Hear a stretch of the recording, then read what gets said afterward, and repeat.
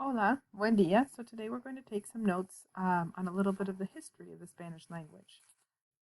So make sure you have your notebook out and your paper, and let's get going. So we're going to talk about the influence of the language Arabic in the Spanish language. And many people don't know how much Arabic it has influenced Spanish over time.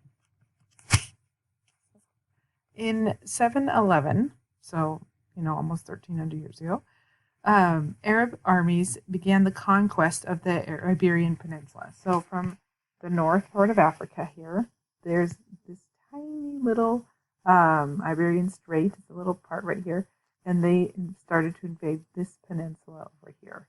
Remember, Rome had already taken over most of Europe, and so this is just a time of a lot of different areas exploring and conquesting Europe. And so here, the northern Africa, they just came across the water and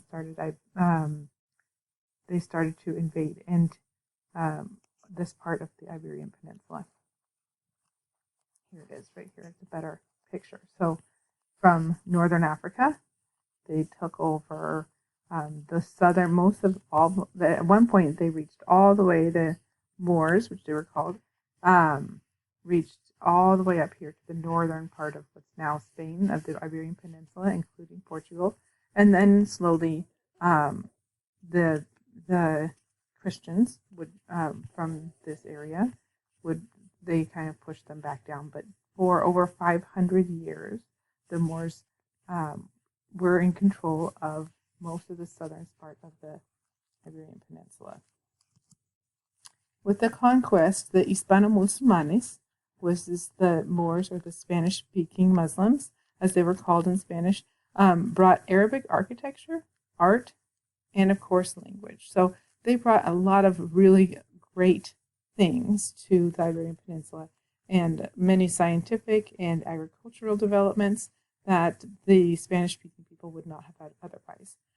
Over time, Arabic expressions mixed with the old Spanish vocabulary and became the Spanish dialect that most Spanish-speaking countries use today, called Castellano. And we're going to look at some of the very interesting and amazing influences that Arabic architecture, art, technology, and science also had on the culture in the Iberian Peninsula. So first of all, Arabic architecture, just a lot of really beautiful buildings. And if you ever were to travel to Spain, you notice that in Spain, it's like there's some nice plains area in the middle, but there's a lot of mountain area. And every few, 20 miles, 50 miles, there's a town, and then that town has a castle. And a lot of those fortresses were architecture brought from the Moors. And look at these beautiful, and it's not just like, there's just so many beautiful architecture that has brought this. So this here, right here, this kind of arch, this is all the arches you'll notice in Europe. If you look at, that's the Roman arch. And then all of these fancier arches, that's the Arabic arch. That's from the Moors and the Northern African influence. Just much more delicate stonework. And remember, this is all done by hand, right? So they had to do like with a chisel and a rock and stuff. But this beautiful architecture brought, and then those things are still there. So this is Alcázar of Sevilla. This is Real Alcázar of Sevilla. De Sevilla is a massive walled fortress featuring tiled mosaic domes, lush palace gardens, ancient baths, and incredibly complex stonework. So they also brought tiled mosaics, a lot of all the beautiful tile work that's influenced Spain, and then Spain just liked it so much, the Spanish architects continued to use it in many, many of their buildings after the Moors eventually did leave the peninsula. So here's some more. The Mosque Cathedral of Córdoba. So there's always been religious tensions and wars and all sorts of all over the world. So when the Christians were living in one area, then the Muslims came in and they took over, and then they built this mosques. And then, so this is the Mosque Cathedral of Córdoba. And when the Christians pushed the Muslims out again, they actually forced a lot of the Muslims to convert to Christianity. It wasn't nice always. They violently forced them to convert to Christianity, and they converted the mosques into cathedrals. So what was once a mosque, this is the Mosque Cathedral of Cordoba, was then converted into a cathedral. And then actually over time, this area is actually both a mosque and a cathedral. And it is located in the epicenter of Cordoba. It's a mosque cathedral, and it actually is a unique and rare place in the world where it's actually, they eventually let both Muslim and Christians, they divided it into sections so they could both practice their religions side by side instead of like fighting over who got the building, right? So it's a very unique where they decided to let each group of people practice the religion that they would like to, which is kind of a nice example. But it's just beautiful. Look at all of the beautiful stonework and the painting, the columns. It's a sprawling cathedral of complex originality divided into Muslim and Christian sections, featuring a stunning array of vibrant mosaics and gold leaf geometric designs and expertly painted ceilings. You can look on, if you were to look into it more. Lots of Arabic art, just a lot of ceramic ware and stuff like that, but not just the Romans is a much more simple designs, and the Arabic art that they brought were like really intricate featured geometric designs. Another thing that came from the Arabic influence when the Moors was mathematic influence. Think of the word like algebra, that comes from Arabic. And so there's some really great and influential scholars from Moorish scholars who brought different mathematical theories to the area, and so math and geometry is also a very big part of their art as well. So you can see in their architecture.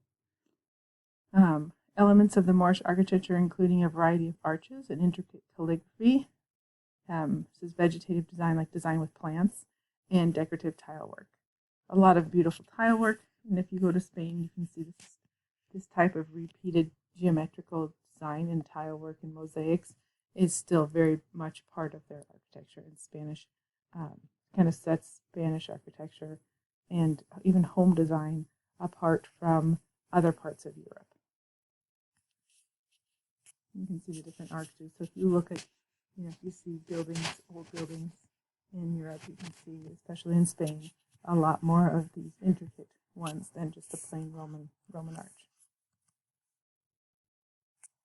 And then they brought, obviously, the language as well. Almost 5,000 words, 4,000 to 5,000 words in the Spanish language today come directly from Arabic influences. And so here's just some. We're going to look at some words in another couple videos.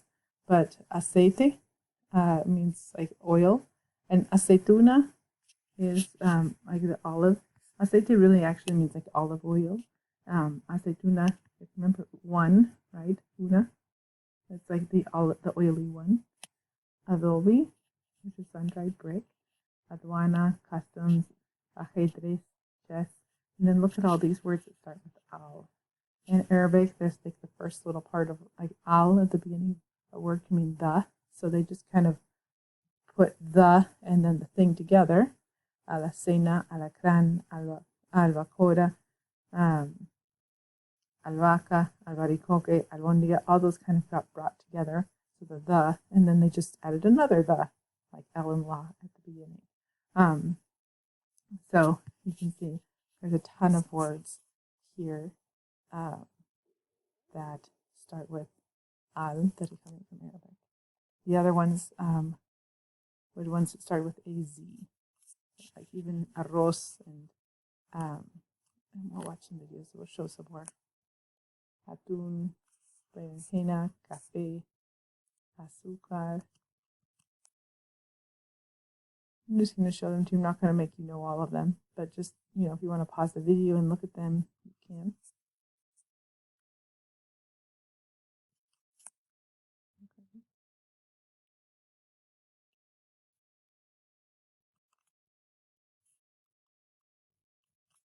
Okay. even as the Spanish kingdom expelled the Arab Empire from the region in 1492. So in 1492, the last little part of the southern peninsula of Galicia, they conquered the last Arabic fortress and then pushed the Moors back into the northern part of Spain, of Africa, into what's now Morocco. And so that was, we also know 1492 was when Columbus, Cristobal Colon, his name was actually Cristobal Colon, not Columbus. In English, we changed his name.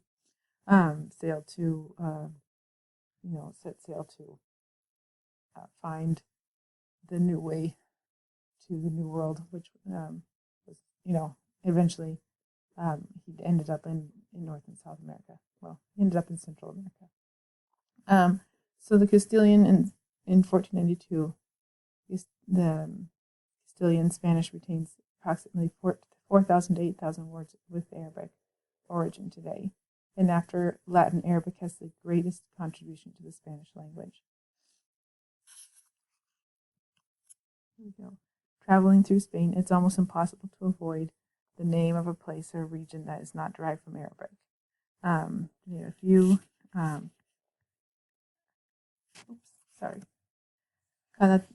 Calatayud, which is actually, you say it in the name, Calat Ayub.